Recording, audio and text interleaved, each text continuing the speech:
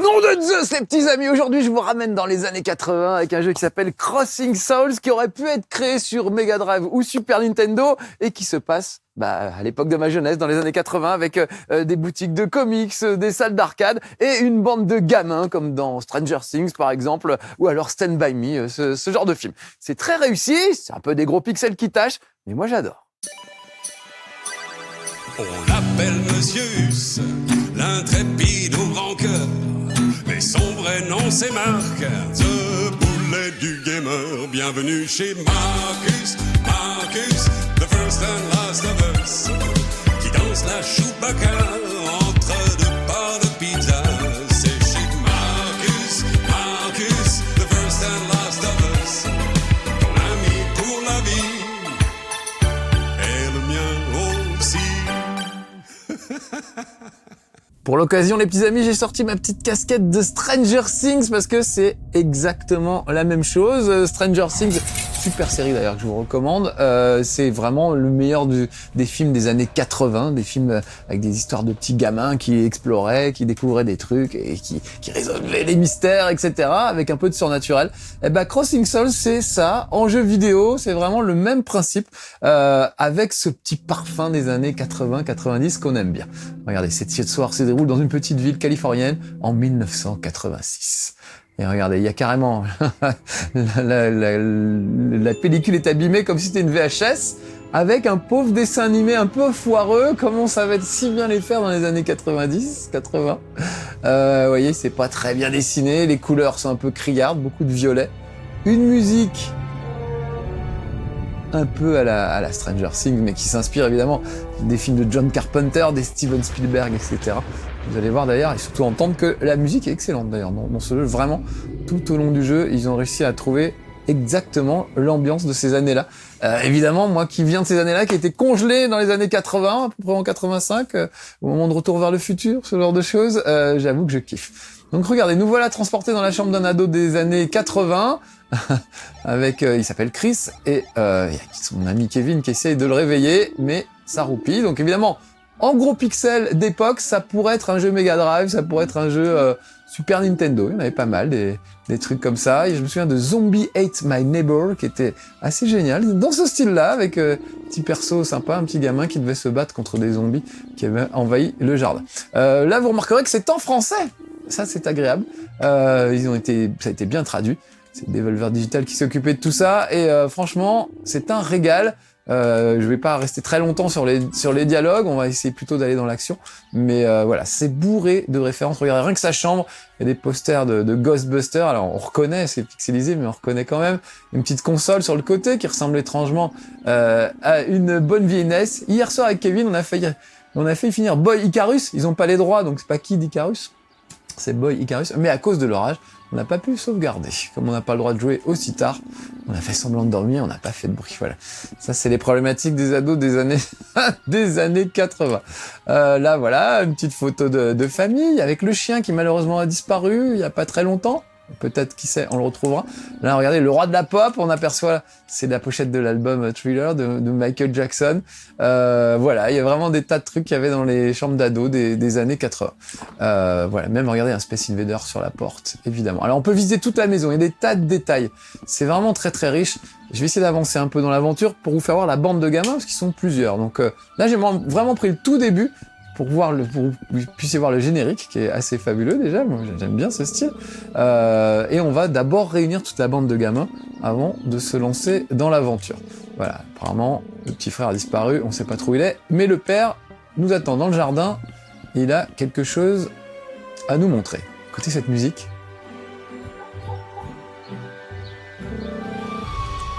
On dirait vraiment la musique de E.T. ou des trucs comme ça. Donc son papa va évidemment jouer au baseball avec lui parce que c'est des Américains, et les Américains, qu'est-ce qu'ils font? Le papa lance une balle au fiston, regardez, il dresse ça comme si c'était l'épée de Zelda. C'est vraiment bourré de références, ça n'arrête pas, et je pense que vous allez vous régaler, même si vous n'êtes pas venu des années 80 comme moi, je pense que vous allez capter pas mal de références assez rigolotes. Déjà, le père s'appelle John William. Le mec a fait la musique de Star Wars. Donc voilà, j'ai ma batte de baseball, je lance quelques balles avec papa. Ça permet surtout de s'entraîner au maniement des armes. En tout cas de son arme à lui, puisque lui est équipé d'une batte de baseball. Chacun des gamins aura un truc différent. Voilà la niche du chien, ce bon vieux Sparky qui malheureusement a disparu. On lui lançait la balle si haut qu'il sautait au-dessus de nos têtes, c'était incroyable. Voilà, un jour Sparky a disparu, un chauffard l'a écrasé, etc. Mais qui sait, Sparky n'a peut-être pas totalement disparu, il va se passer des trucs incroyables. C'est vraiment comme Stranger Things, il y a des histoires de réalité parallèle, de monstres qui surgissent dans le quotidien. Voilà. Donc la maman, allez, attends, elle veut quoi, me donner mon goûter? Je trouve pas ton frère, il est sorti en douce. Oui, sans doute. Ah, on sait, il est à la cabane perchée, évidemment, ils ont un repère d'ado qui est une cabane perchée dans un arbre. Voilà, vraiment, tout est parfaitement classique, tout à fait dans le ton des années 80-90. Et franchement, moi, j'aime beaucoup. En plus, c'est très maniable, très simple, on se prend pas la tête. Et c'est vraiment, tous les détails sont assez impressionnants. On peut rentrer dans les maisons des voisins, là, on va aller voir ce qui se passe, par exemple, chez eux, là. Et il se passe des trucs bizarres. Vous voyez qu'il y a la petite qui est devant la télé. Donc ça, c'est des références à Poltergeist. Voilà, j'appellerai quelqu'un demain. Et qui comptes-tu appeler? J'ai regardé dans les pages jaunes. Il n'y a rien, un phénomène étrange. Et on n'a pas besoin de déménageurs puisque les meubles bougent tout seuls. Évidemment, ils sont victimes d'un exorciste. Et voilà, ça a commencé quand on a creusé le trou pour la piscine, mais depuis hier soir, c'est bafoué. Voilà, je crois que si je me souviens, Poltergeist, c'est une maison qui est hantée parce que elle est construite sur un ancien cimetière indien. Donc voilà, eux ont construit leur piscine. Visiblement, c'est un endroit où il fallait pas. Voilà, donc je peux vraiment bavarder un peu avec tout le monde. Il y a une petite séquence de dialogue assez sympa, mais je vais déjà aller retrouver mes autres camarades, dont le petit génie de la bande, qui est en train de se livrer à une expérience qui pourrait bien réduire en cendres la moitié du quartier. Alors Matt, qu'est-ce qui t'arrive? Il a créé un truc à plasma, carrément. Peut-être un peu beaucoup, mais il n'arrive plus à le contrôler. Donc heureusement, j'ai ma batte de baseball, je vais aller défoncer les générateurs, et ça va se calmer. Écoutez la musique.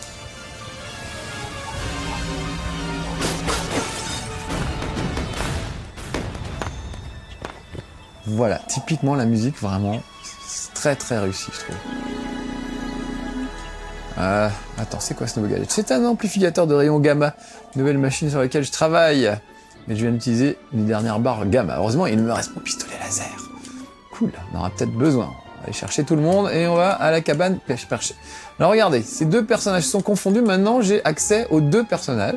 Matthew Bauer, peut-être référence à Jack Bauer de 24 heures, je sais pas. Et je peux passer de l'un à l'autre à tout moment. Lui, il a des petites chaussures volantes.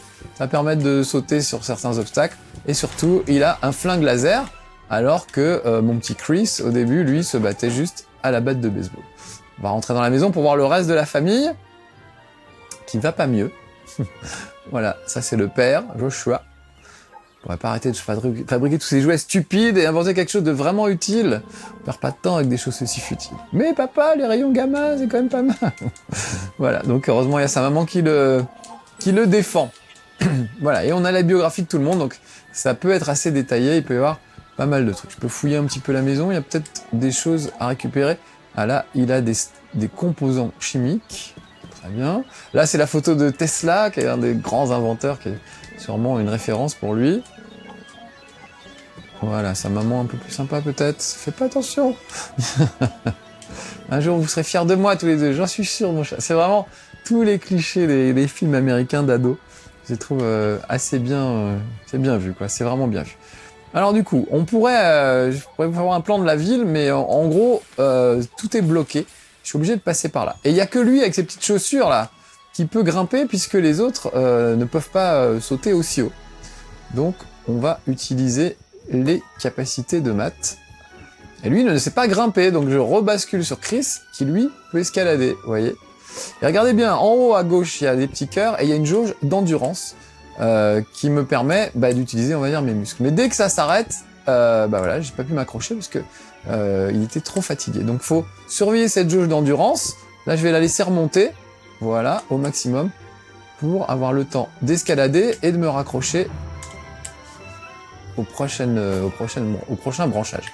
Voilà. Là, regardez, il faut passer au-dessus de l'eau, donc grâce à mes baskets à propulseur, je peux le faire, mais c'est pareil, lui aussi a une jauge d'endurance. Vous voyez, je suis obligé d'attendre que la petite barre verte se remplit pour avoir assez de jus pour aller jusqu'à l'autre plateforme.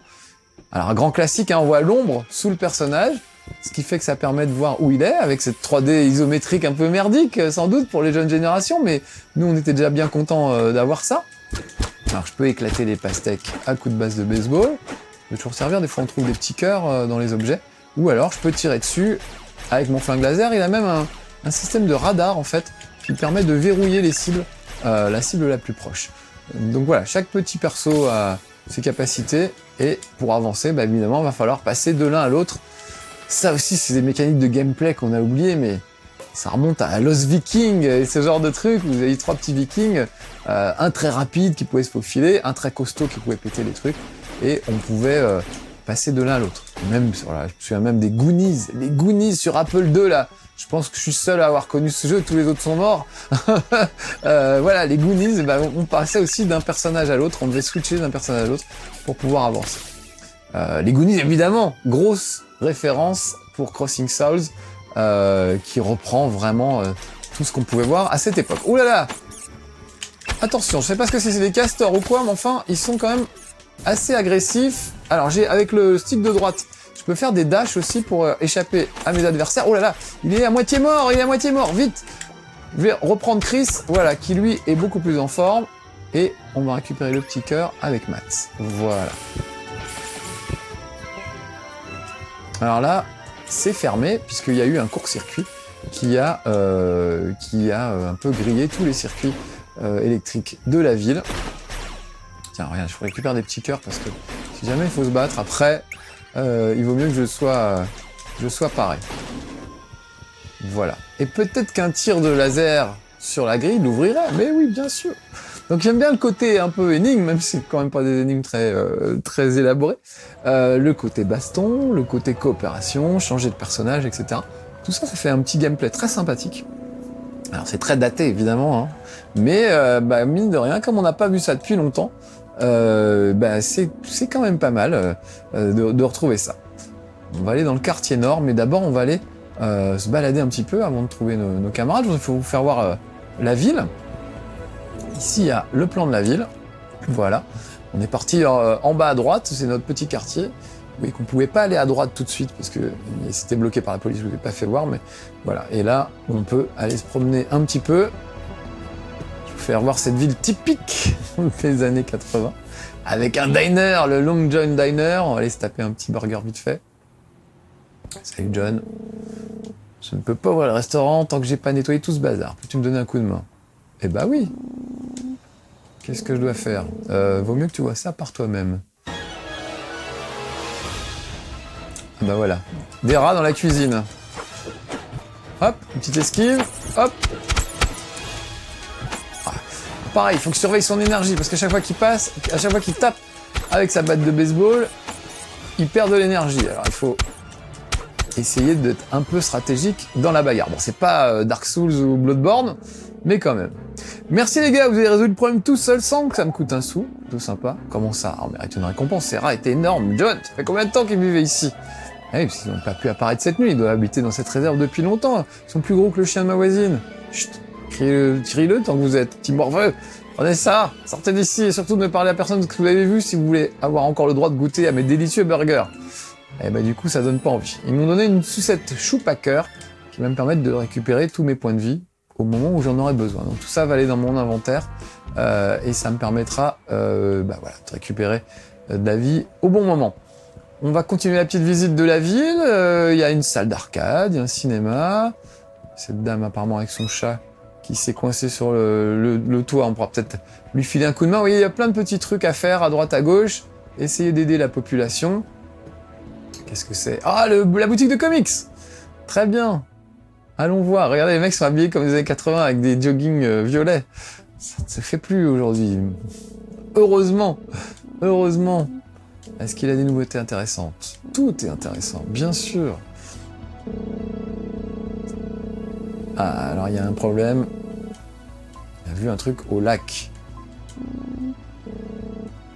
L'orage a fait fondre les fusibles de sa salle de jeu d'arcade. J'espère qu'il va faire venir un réparateur. Ah bah oui. On peut peut-être aider, nous. On va aller voir si on peut filer un coup de main à la salle d'arcade. Allez, c'est tout. Vous voyez que j'ai le choix de plusieurs dialogues, plusieurs choix de conversation. Regardez, Miami Nice. C'est Miami Vice, évidemment. Voilà, c'est bourré de petites références. Là, je passe assez vite, mais enfin, vraiment, il y a vraiment des tas de petits détails. Et puis, c'est pixelisé, donc c'est un peu comme si c'était codé. Moi, je trouve ça bien sympa. Regardez les mecs avec la beatbox. Mec, le même rythme. Elle te plaît, ma musique? Cool. J'adore pas. Ouais, j'adore pas, en fait. C'est pas mal. C'est pas mon truc. Oh, nul. T'es une bille en musique. En plus, même, c'est le genre de... c'est le genre de truc, t'es une bille. C'est des trucs qu'on dit pas, maintenant. Voilà, Snake, The Fly, La Mouche, Critters, voilà, tous les films des années 80 sont là. C'est la salle de cinéma.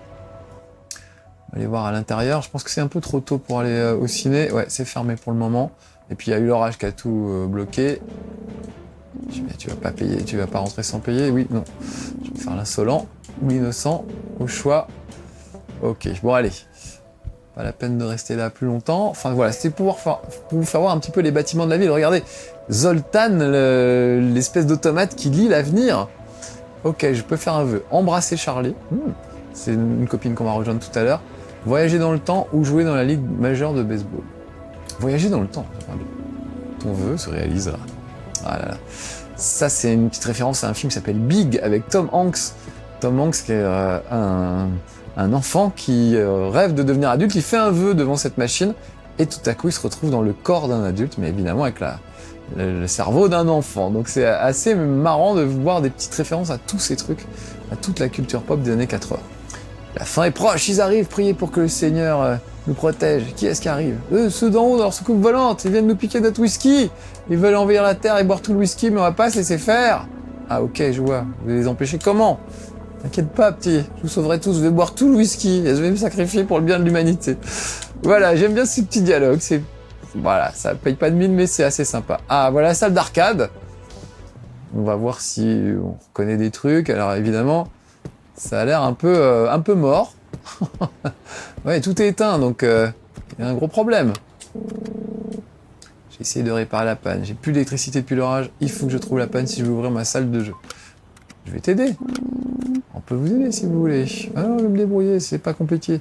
J'ai carré le fil bleu et le fil rouge et je branche la dérivation des compteurs. Alors ça, fil bleu, fil rouge, c'est vraiment, on voit ça dans l'arme fatale, on voit ça partout. Allez, on va dans la salle du compteur. Au fond à gauche, très bien, allons-y. Au fond à gauche. Quand même, si on peut faire redémarrer une salle d'arcade, on va pas s'en priver. Alors, et ben voilà, il y a Matt qui a son petit laser là, on devrait arriver à... Voilà, il n'y a plus qu'à ouvrir le dernier. Ah, je suis trop bas, donc je vais sauter, sauf que ça ne saute pas assez haut, mais peut-être qu'en partant d'ici, je peux y arriver. Alors j'attends que mes chaussures se rechargent, mes chaussures magiques. Ouf, c'était juste, mais voilà. J'arrive juste à la hauteur, impeccable, j'ai relancé la machine. Donc vous voyez, c'était pas... Voilà, je fais tout d'affilée d'un coup, mais gamberger un tout petit peu pour résoudre ce genre de petite mini-énigme. Ah bah voilà, il y a de la vie là-dedans, c'est quand même mieux. Plein de jeux d'arcade de tous les côtés. Très bien, je finis le bricolage. Allez, bon, allez, je passe. On va aller chercher nos autres camarades. Il y a un petit Black qui est costaud, qui va lui avoir le pouvoir de déplacer des objets lourds. Il y a une fille, Charlie, qui est mignonne comme tout, qui elle aussi a ses petites capacités spéciales. Donc pour le moment, on va pas s'aventurer de ce côté-là. Je vais remonter du côté de la place centrale, puisque c'est là qu'habite notre petit pote. Ouais, je sais plus comment il s'appelle. Et vous voyez, en haut à gauche, on voit les portraits des 5 héros. Qu'on va regarder les deux en bas à droite qui se bécotent derrière le cinéma. C'est vraiment marrant. C'est vraiment... J'y étais, moi, dans les années 80, donc ça me rappelle plein de bons souvenirs. C'est assez rigolo. Ah, le voilà. Salut, Big Joe. Alors, et sa maman à Big Joe qui dit que, voilà, tu vas pas partir tant que t'auras pas résolu ce problème. Donc ça sert un peu de tutoriel, évidemment. Encore une fois, j'ai pris vraiment le début du jeu. Je voulais vous faire voir le petit dessin animé, la rencontre entre les personnages, etc. Après, évidemment, ça devient compliqué. Il y a même des moments assez chauds. où il va falloir apprendre à se battre en utilisant les capacités de chacun, et dans le feu de l'action, parfois c'est pas facile. Et puis évidemment, devoir combattre une menace extraterrestre, ça paraissait obligatoire. Voilà, j'ai rangé ma chambre, c'est bon. On peut aller se promener. Allez, on y va. Et bah j'ai pris Big Joe, voilà, qui lui a des gros coups de poing qu'il peut balancer. Je vais monter tout en haut de la map, on va aller chercher Charlie qui vit dans une caravane, la pauvrette. Juste, je sais qu'il reste plus beaucoup de temps, mais on va aller voir ça, parce que c'est assez drôle. Alors, on voit des espèces de beaufs américains qui vivent dans des caravanes, qui se sont fait des jacuzzis à l'arrière d'un pick-up. Enfin voilà, c'est vraiment assez génial et assez trash en fait. Je trouve ça assez sympa. Là évidemment, on tombe sur une bande adverse, donc il va y avoir de la bagarre. Bagarre. Donc du coup, pour la bagarre, Big Joe est pas mal du tout. Alors lui aussi a son endurance, hein. Mais vous voyez, 1 ou 2 coups de poing suffisent à étaler les autres, alors que même Chris avec sa batte de baseball, il faut taper un peu plus longtemps pour que les mecs tombent. Allez, on va rentrer dans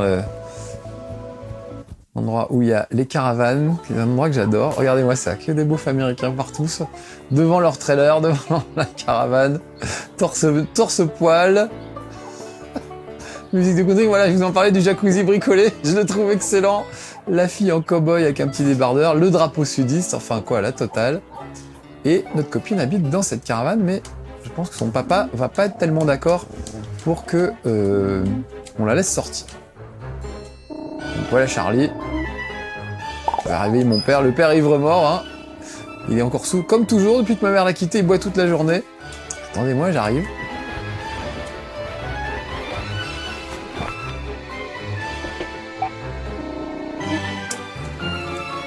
Et voilà, le père, regardez l'animation du père ivre-mort. Qui ira nulle part, voilà, le père brutal. Enfin, vraiment, tous les clichés sont là. Mais franchement, c'est bien... voilà, après tout, Star Wars aussi, c'est des clichés, c'est des tas de...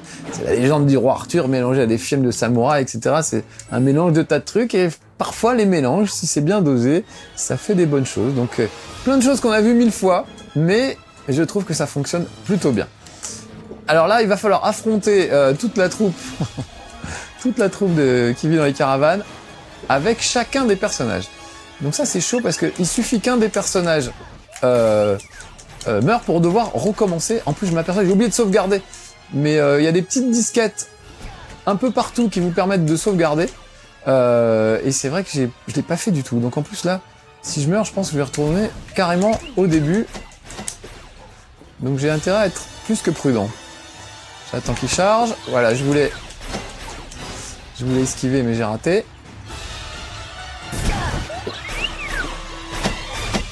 Ah oui, j'ai oublié, j'ai mon petit tir automatique. Voilà.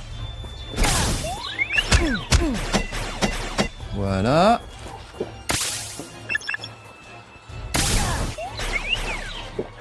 J'ai du mal à viser en diagonale. Ça a toujours été mon problème avec ce genre de jeu. Allez, ah, ça y est. Assommé, très bien. On passe au candidat suivant. Avec encore une musique, franchement, très réussie. On sent qu'il y a du suspense, on sent qu'il y a de l'action. Allez, Chris, au boulot. Lui, il y va à coup de batte de baseball.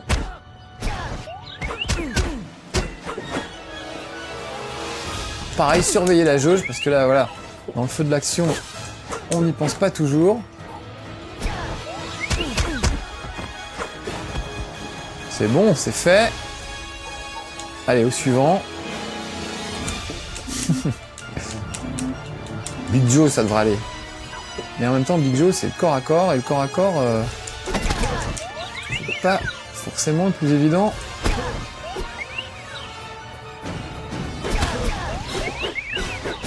Bon, là, surtout que je fais n'importe quoi.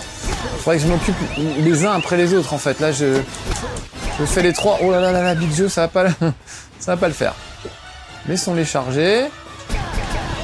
Voilà. Et là, on y va. Ça y est, un de moins, plus que 2. J'ai laissé. Hop, j'esquive. Et j'y vais. Ouf, j'ai plus beaucoup de cœur. J'ai envie de foncer dans le tas et il faut pas, sinon je suis obligé de tout recommencer. Et je pense qu'on n'a plus le temps de toute façon. Il reste plus beaucoup. Quelques secondes encore. Allez hop. Esquive. Voilà, j'ai récupéré un cœur. Ça me fera pas de mal. Hop, esquive. Finish him. Ah mais il part les coups. Oh, faut pop. Allez, il me reste un demi-cœur. Autant dire que si je suis touché encore une fois, c'est fini pour moi. Hop, esquive. Et je l'achète. Ou pas. Déjà, il s'assomme. Oh, il s'assomme tout seul. Oh merde, il m'a eu. Eh ben voilà, fallait bien finir avec de la grosse attitude. Un beau game over qui nous permet de découvrir une dernière musique à la John Carpenter. Voilà. Bon, ça s'appelle Crossing Souls. Franchement, c'est plein de bons souvenirs pour moi, mais je pense que ça va faire marrer aussi les plus jeunes. Donc je vous le recommande. Il est pas très cher en plus et vraiment très sympa. Donc voilà, ça s'appelle Crossing Souls. Bonne adresse à petits amis des années 80. C'est génial, c'est trop de la balle, comme on aurait dit. À bientôt pour de nouvelles aventures. Ciao. C'était chez Marcus, the first and last of us. Celui dont le buzz éclaire tous les zinzins du software. À bientôt chez Marcus, the first and last of us. Notre ami à l'infini, comme dans Toy Story.